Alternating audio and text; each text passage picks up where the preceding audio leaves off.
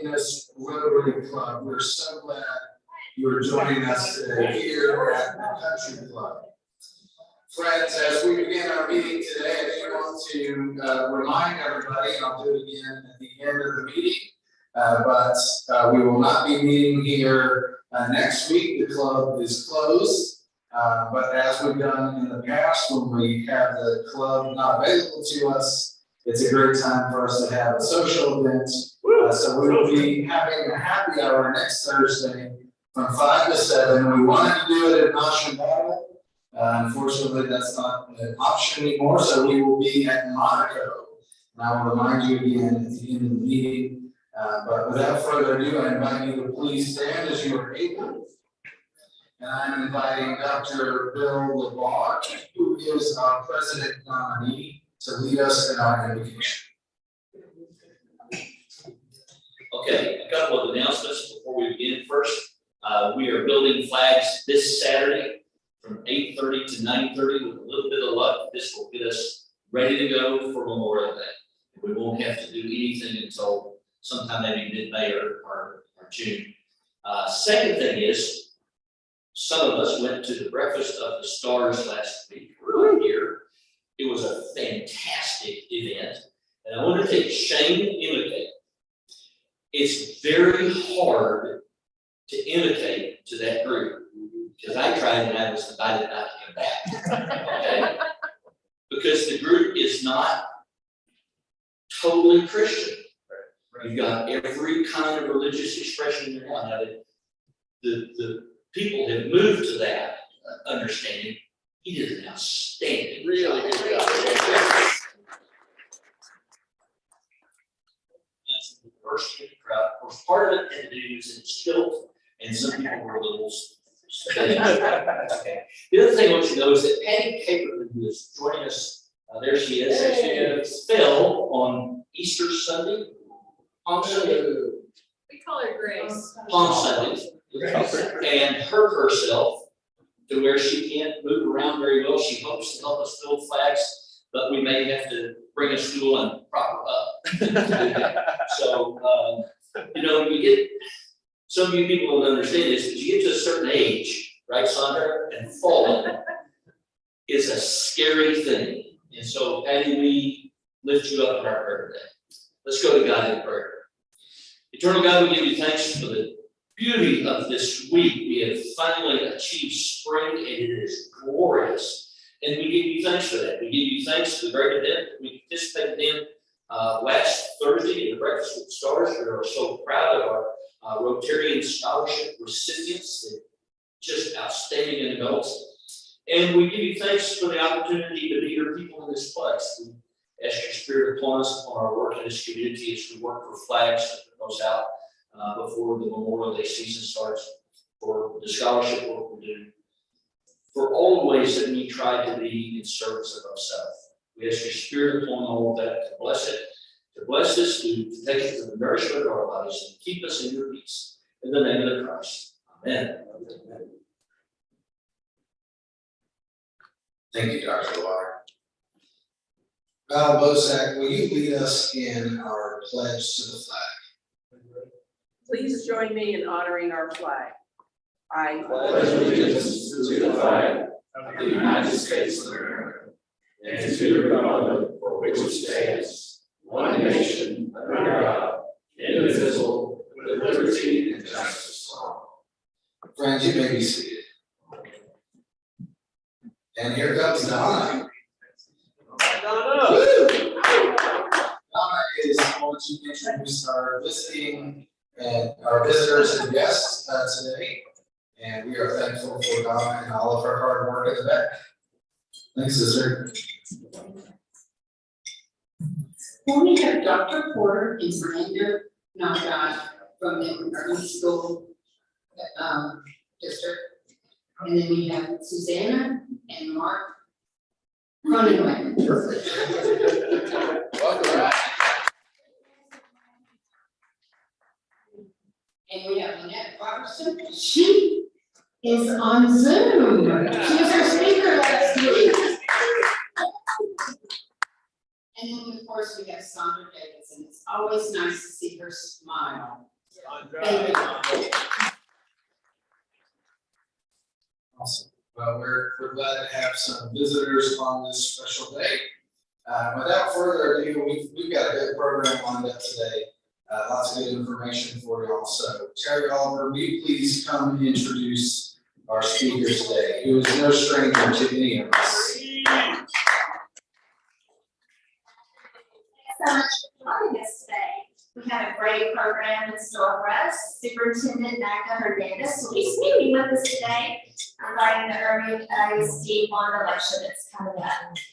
Superintendent Hernandez has a pretty extensive bio, but she's been with the Irving ISD for a number of years. Since 1993, she did have a little stint in Waxahachie, but we were glad to get her back here. So Superintendent Hernandez, please come and tell us about the work.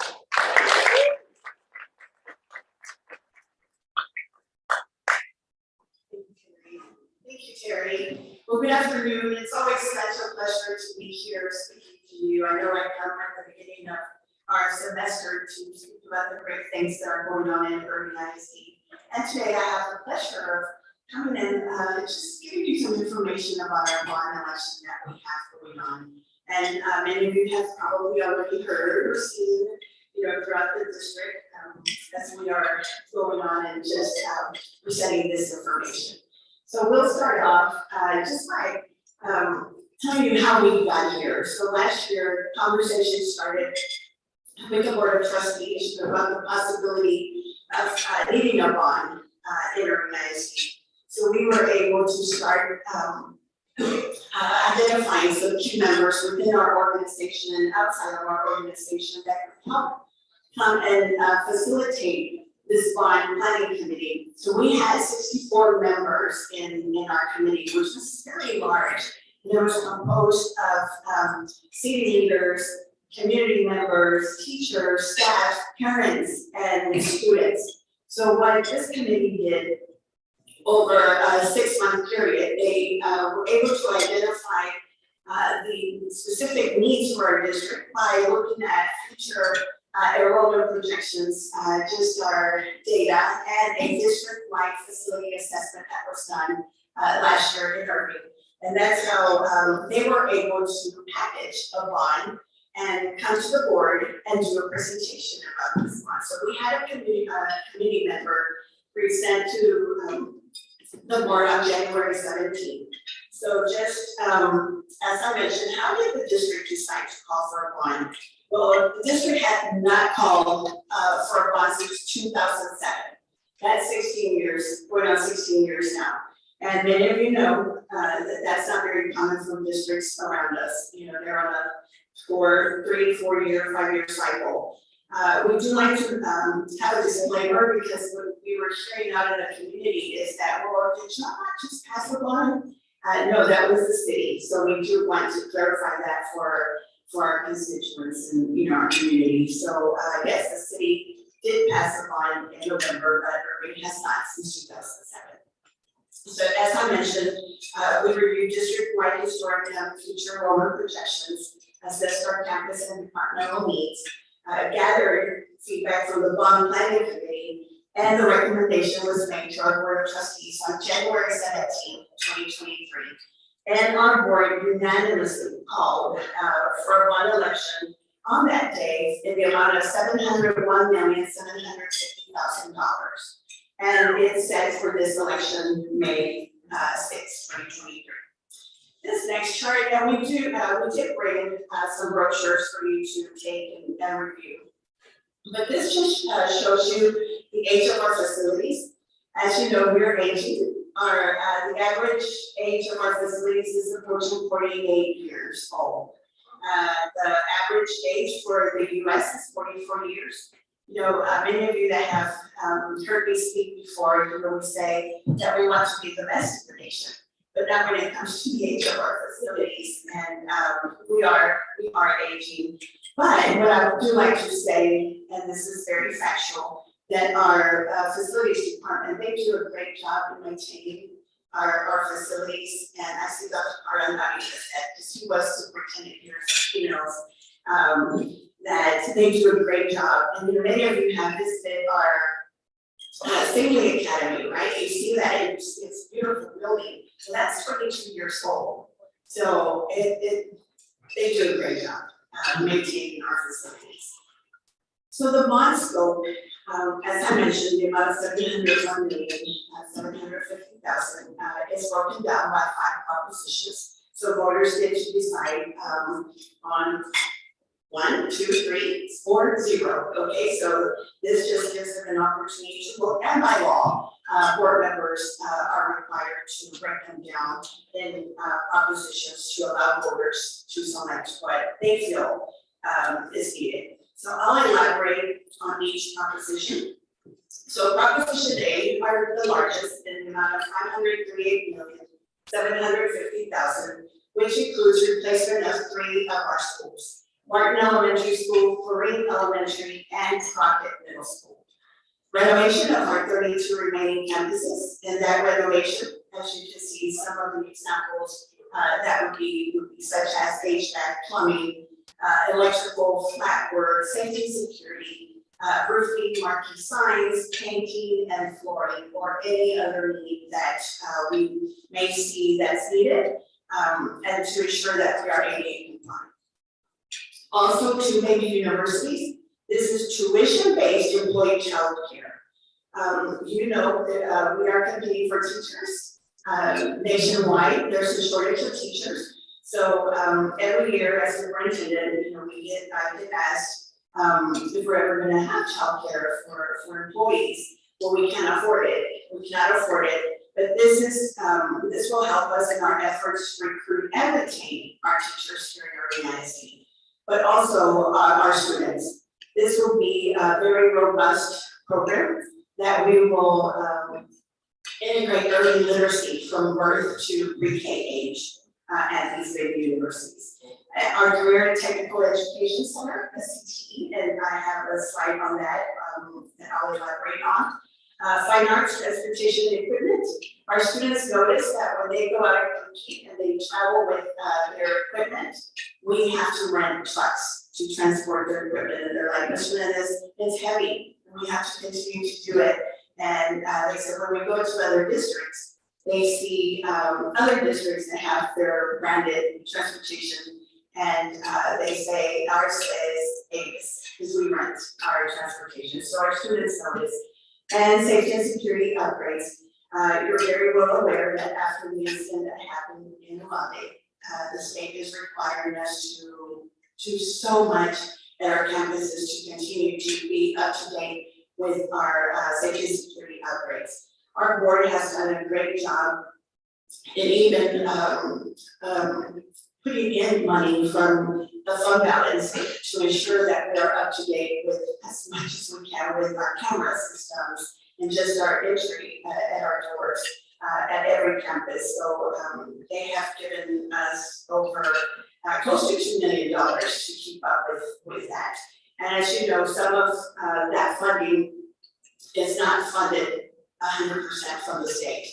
So districts are having to go out for months to keep up with that requirement. So I said the CTE Center, Proposition A, the next slide, just the CTE Center would increase the career elective offerings that we currently have in Irving ISD for our students. Many of you know this, our pathways, our CTE programs are nationally recognized as well. And our students graduate with many certifications. So this CTE Center will give us an opportunity to transfer the programs that we have at the Rotary Center. How many of you are familiar with the Rotary Center down south on MacArthur and Oakdale? So we have Cosmetology there, drone engineering, the mic went out, drone engineering, robotics, welding, collision repair. I can use my teacher voice. Diesel. We also have diesel technology and automotive technology. Did it go out?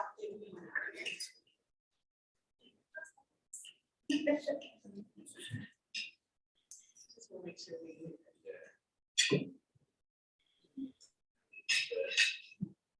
Do we have another one, Jordan? Getting a red light. Yeah.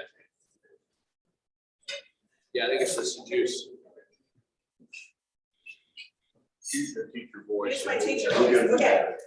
To continue, we offer diesel technology and automotive technology. So, but also give us the opportunity to add programs such as HVAC, electrical, plumbing, esports, and possibly any other programs that we may not be aware of that are coming into the future of our students. So having them truly prepared for a career when they leave our district. Proposition B in the amount of $18 million is for technology upgrades. Irving ISD has been leading the way with technology. We were one of the first districts in the nation to provide one-to-one technology for our students. Technology devices, but it does not just take technology devices for us, to maintain our technology. It's to maintain our infrastructure, network infrastructure. That's very expensive. And they continue to provide students and staff with Wi-Fi and high-speed internet access. And of course, implement cybersecurity systems. Our CTO our technology department, they again do a great job. Many of you hear of districts that are compromised. Their data is compromised because of the hackers that are out there just looking for ways. So we do phishing campaigns just to make sure that our staff is trained, so we don't compromise our data. So it's very expensive. We always try to also partner with our city when it comes to our technology, but we need to continue to maintain and sustain that. Okay, Proposition C, in the amount of $17 million, thank you, is for replacement of our student transportation and logistics center. Just to give you a history about our transportation department. This is the first year that we have taken over the whole operations of our transportation department. For the history of Irving ISD, we outsourced with Dallas County Schools. Y'all remember that organization? We outsourced with them for many years until they dissolved back in 2018 or so. And then we continued to outsource with First Students. So of course, I challenged the team. I said, okay, I believe we could take it over and take it over and possibly save, some money for our districts. So we did. The team, felt very confident. And this year we have taken it over with no challenges at all. But if you see the building where they are housed at the upper right-hand corner, that building was built in 1945. So very, minimal upgrades because we didn't own it. So we tried to, do as much as we could. But with this replacement, we would increase our bus fleet parking, additional bus maintenance space, larger lot spaces for our buses. And you'll see how small they are right now in the next slide. And then additional space to house our 235 bus drivers that we have, which are now our employees. And a new dispatch area, restrooms, and equipment. On average, we transport about 4,000 students daily to our schools. And what I do like to say, you saw the programs that we have in our CTE. We have hired 2 of our students that went through our automotive and diesel technology as mechanics to maintain our buses. So we're investing in the kids to come and have jobs within our district. Proposition D, this shows you the condition of our facility over there. You can see restroom, and this is a daily operation. Our bus drivers go, they take their breaks and they wait there until their until their next route is coming, but they stay there every day, and that's just the current state of our facility. Okay, Proposition D, in the amount of $45 million, would be for 3 new multi-purpose indoor facilities. This indoor facility is to provide a safe area for our students to practice during extreme heat weather. We know the Texas weather, right? Never fails. Every year we do get calls from parents and, or community members, you know, that are looking out, when are our kids practicing when it's 108 or 110 degree weather? I'm not going to expose our students to heat exhaustion or heat strokes. So when they do have to practice, they have to be here at least by 5 a.m. to be able to get out there early, and then, you know, they have to go and continue on with their day. So this would provide that safe area for our students, but also house our athletics, not just football, soccer, baseball, wrestling, and track as well. And also allow for our marching band and cheerleading and their ROTC programs to practice as well. I know Rick was just mentioning our ROTC program and how great they are. So this would give them an opportunity to practice there. And this would be an indoor facility at 3 of our comprehensive high schools, so Irving, MacArthur, and Hernandez. And last proposition, E, in the amount of $83 million for a new performing arts center. This would give us an opportunity to have musicals for our middle school and high school students, honor band, orchestra, choir recordings, also band choir, have UIL competitions, also our art gallery, student artists in residence, and children's theater. When our students have programs for our parents, what you see in the upper right-hand corner too is our parents at a program of our schools. They usually practice in the cafeteria or perform in the cafeteria, and they can't see their children. This would give us an opportunity to highlight the talent that we have in Irving ISD. Our students get recognized, and many of you in this room know that our students get recognized at the local, state, and national level, and get awards all the time when they go out and perform. So this would give us that opportunity for that. Okay, just moving on to school funding and how the tax rate is set. In our district, you know, we have the maintenance and operations, which is the M&O, and the interest and sinking, the INS. On the M&O side, just think of your day-to-day operations, such as salaries, utilities, supplies, instructional materials, and you know, over 80% of our district's M&O budget goes towards salaries for our staff and teachers. And for us, the average citizen is similar to our expenses such as groceries and minor house repairs, utilities, etc. On the INS side, this is all of the principal and interest payments on debt issued for such things as, you know, loans, new construction, renovations, heating and AC systems. For us, average citizen, it would be like our home mortgage, car loan, etc. Okay, the next chart shows you the Irving ISD tax history rate. Our board has been very good stewards of taxpayer dollars. They have decreased the tax rate from in 2015 to $1.44 to $1.14 for this year. So as you see, they have done a great job in continuing to decrease that. And any opportunity they have to do that, believe me, they do. And Dr. Caro was there during that time, and he can attest to that. Very, very good board that's very committed to that. So the question, will there be a bond tax impact? There will be a 7.3 cent tax impact if voters approve all 5 propositions. And we show you a breakdown of what that tax impact would be for each proposition here. But this tax impact will only affect the INS side.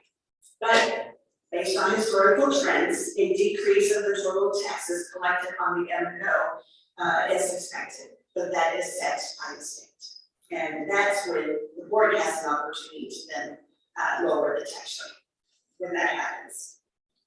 Okay, the next just shows you an example of what that tax rate impact would be on your home based on that taxable home value. We also have a virtual calculator on our website that, you know, if you want to go in and look at what that impact would be for you, you can go in and plug in the number based on your taxable taxable home value. So here's just that chart, market home value of $200,000 with the taxable home value of $160,000 due to the net 40,000 residential homestead exemption. Then your annual increase would be $117, and your monthly tax increase at $9.73. For homeowners 65 and over, no tax increase for them. Under state law, the dollar amount of school taxes imposed on the residence homestead of a person 65 years of age or older cannot be increased above the amount paid in the first year after the person turns 65 and became disabled. This freeze applies regardless of changes in the tax rate or property value unless there are new improvements, additions to the homestead.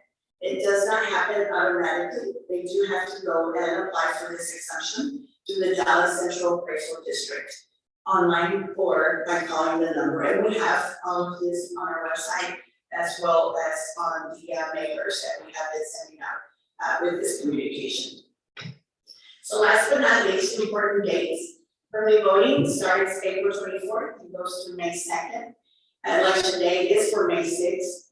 And visit ISDbond.com for more information. We have a frequently asked question PDF, but also an opportunity for you to submit more questions if you can't think of any right now, when I open it up for questions.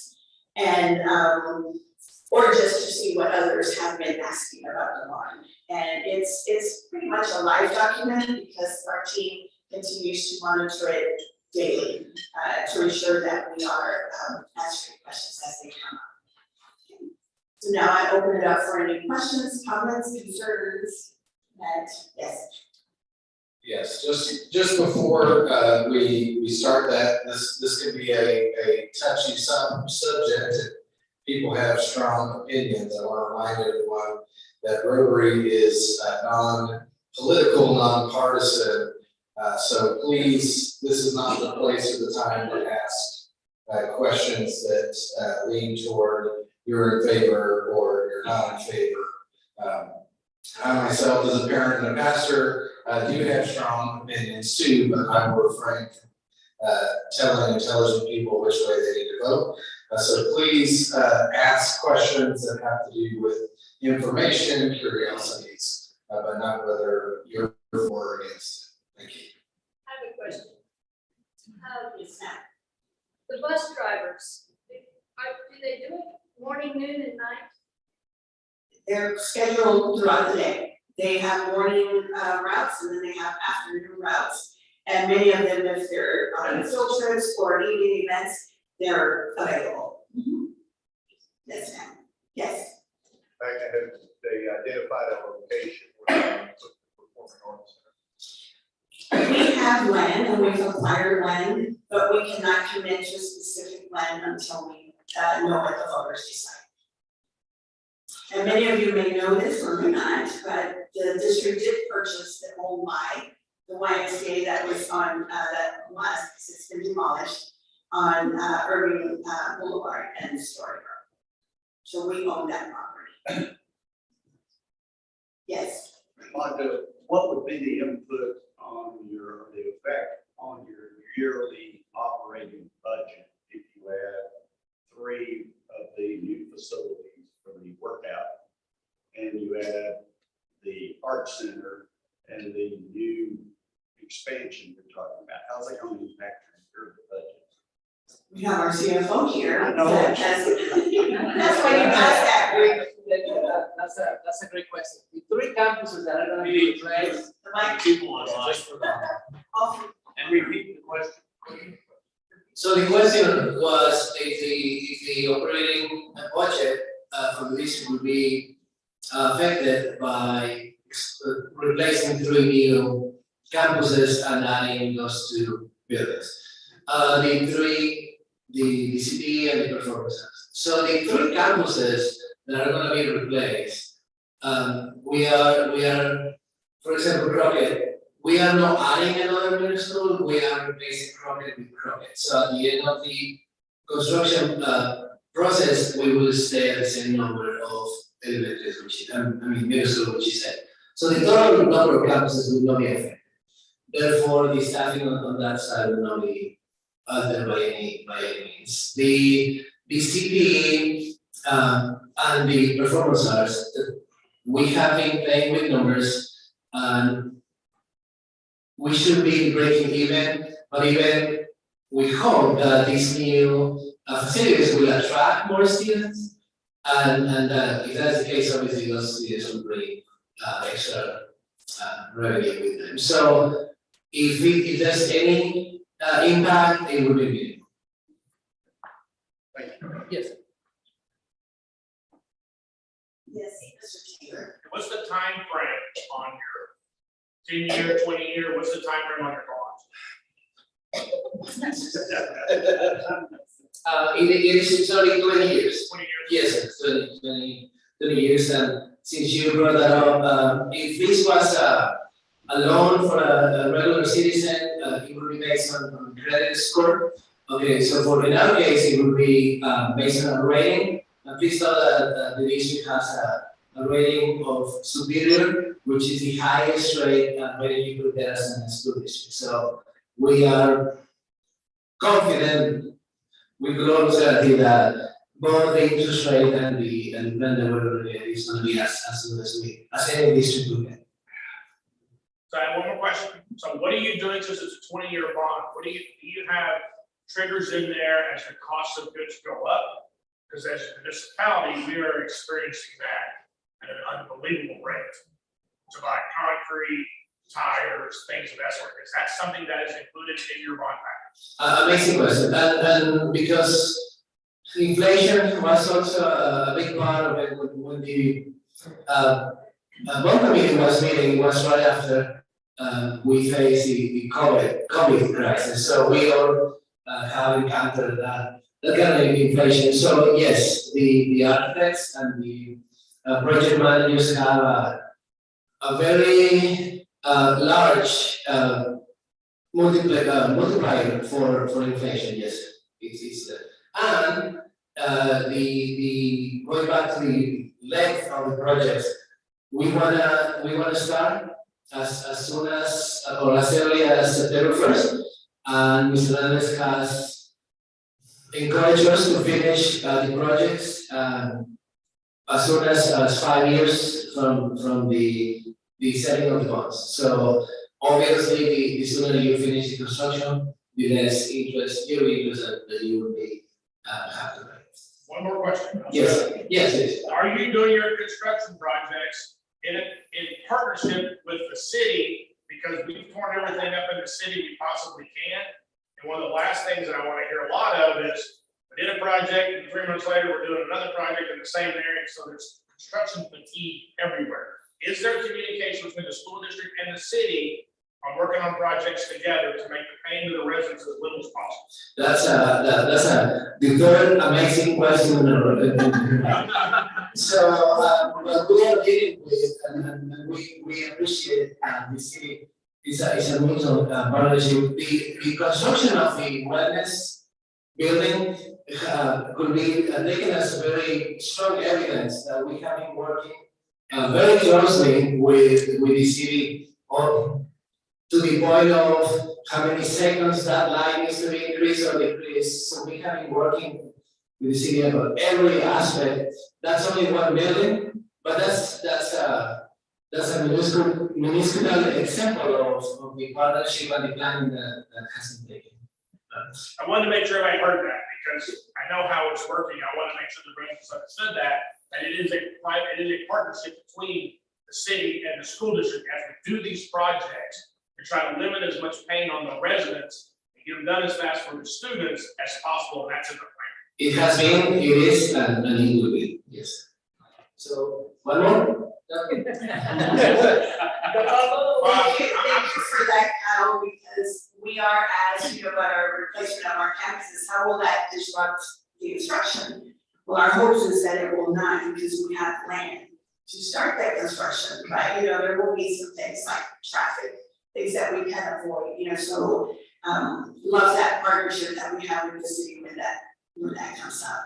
Yes, I only have one question. yes. The 7.3 cents, I assume that will be gradual as the bonds are sold, so it's not going to kick in from day one. It'll happen gradually as the bonds are sold. Yeah, why do you suggest that? So the slide that we show you, it says approximately 7.3 cents.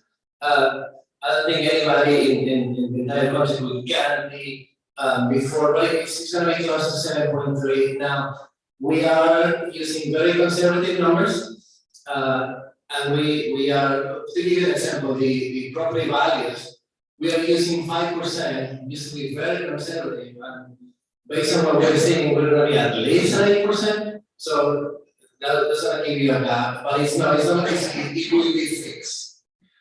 Whatever rate we get, it will be fixed for today.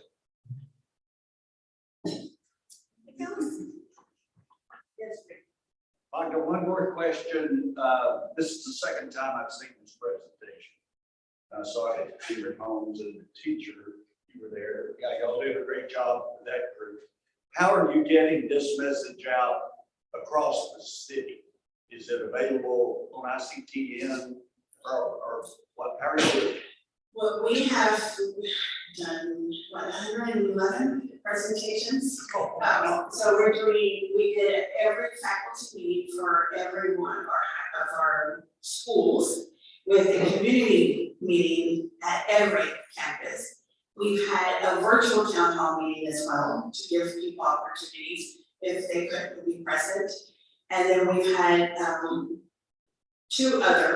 three town hall meetings, and we have more coming. So this week and next week we'll be continuing on. We've also sent mailers home with every resident here in Irving ISD. We did do an interview with ICTN as well. So the message is out there. Good. Yes. Thank you so much for your attention and your questions.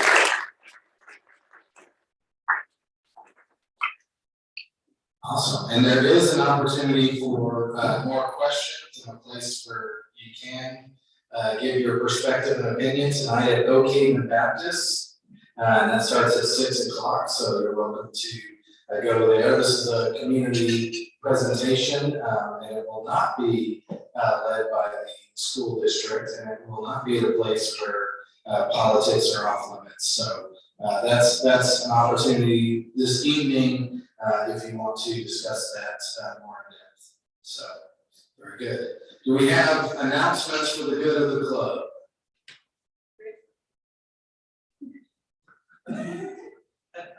Red Kathy seems to think you might have one. Time do I have? We have a 1 o'clock at the Convention Center. Okay, thank you. Well, talk about, what do you want me to talk about? Do you have something to announce? Always. Oh, come on up here. I'll give you 2 minutes. What if I talk about the guy in the green shirt? Yeah, he's special. Well, I will talk about the guy in the green shirt. Great job at the last race we had. He had almost 3,000 runners, marathon runners, half marathon, 2K, 5K. I talked to 4 different people that qualified for Boston at our event. He changed up some things and added a nice floral arrangement with yellow ribbons to the first 3 finishers in each race, male and female. We had the PR bell. We had a lot of people ring that. We had people from, you'll have to tell me, 4 countries. 6 countries, people here from Oklahoma, Florida. That's close. You know, it was a great event. If you were not able to come out and just enjoy or come out and volunteer, you missed a great event. However, you'll get one more chance. You want to talk about it or me? Me? Yeah, go ahead. On May the 20th, y'all come out. It's going to be a race. I think he's expecting a couple of thousand people. And then it's going to be a tamale fest. And you can come speak for yourself, this, but Toyota Music Factory's gonna work with Laz. It's gonna be a great, fun day, so put that on your calendar. Now, the thing that you challenged me to do is sell flags, and we are at 11,116. Our goal would be to reach those other 685 who are pending. We've sent out 4 different email blasts. Every time we send one out, we get a little hit and more people sign up. If you have not gone out and paid for your Millennium Fountain, please do that. Your flags are there. Buy 2 or 3. There's 72 flags that go in. Last year we sold 57. So Bob, we got you down for half a dozen. Councilman Taylor, I know you're down for a couple. Let's see, some other folks.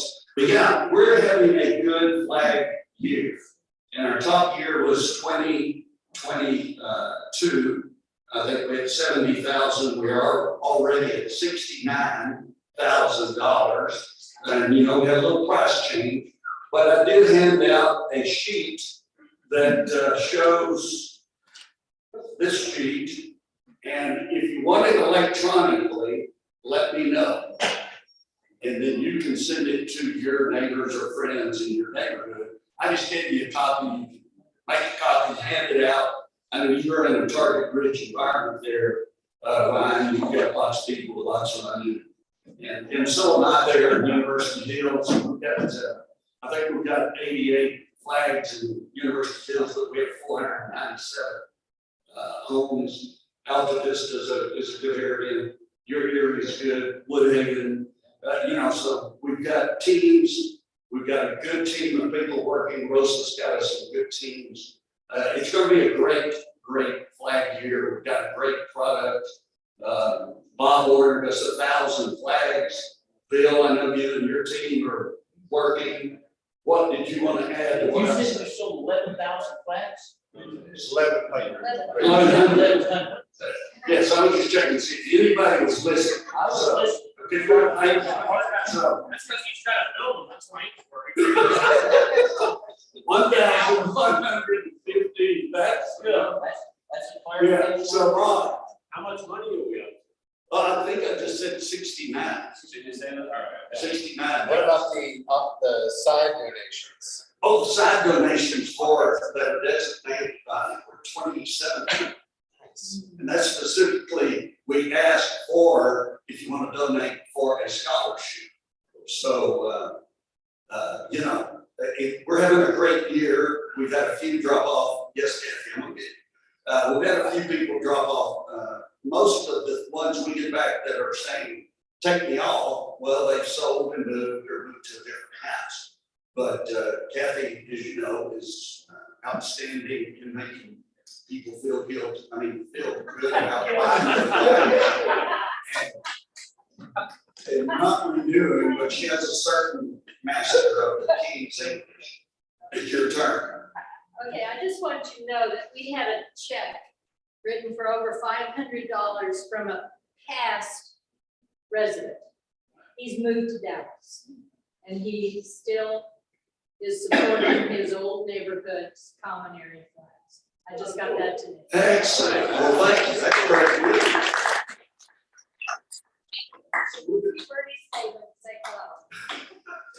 So, Mr. President, it looks like we're going to have a good, great, maybe the best ever to meet your challenge that you threw out to this group. So, thank you all for working. Bill, I'm training for a 150-mile bike ride. Saturday morning is a 50-miler. Sunday will be a 50-miler. I won't be making flags. That's okay. If we get the crew, if we get the kind of crews that we've had in the last couple of times. Right. We've got this automated down to a system and we can crank out flags in our hurry. Well, what about Patty? I'm a little worried about Patty not being there because she's an integral part of that. If she can, we'll find somebody to step in and do that. I volunteer to carry all.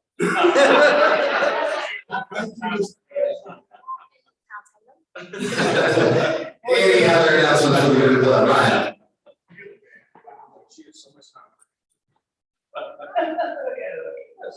All right, just a follow-up announcement. We had a number of good members that joined us in the last 2 months, which is awesome. And it's all just based on friends inviting friends to join our efforts, which is great. So as we do our social next week, just remember to carry that energy with you. And the social will be at a new restaurant called Monaco.